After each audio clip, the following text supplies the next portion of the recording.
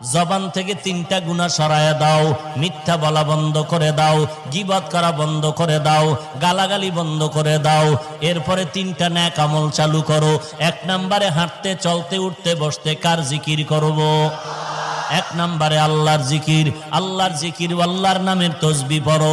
সুবহানাল্লাহি ওয়া বিহামদিহি সুবহানাল্লাহিল আযীম, সুবহানাল্লাহি ওয়া বিহামদিহি সুবহানাল্লাহিল আযীম। পারা যাবেনি? আল্লাহ আমাদের কবুল করেন। 2 নাম্বার, আল্লাহর জিকিরের পরে কোরআন তেলাওয়াত করো। আল্লাহর কোরআনের তেলাওয়াত।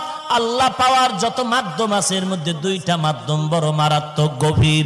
1 নম্বরে নামাজ, 2 নম্বরে কোরআনের তেলাওয়াত। বেশি বেশি কোরআন তেলাওয়াত করো। যদি কেউ বলেন হুজুর কোরআন তেলাওয়াত জানি না, কোরআন শরীফের যে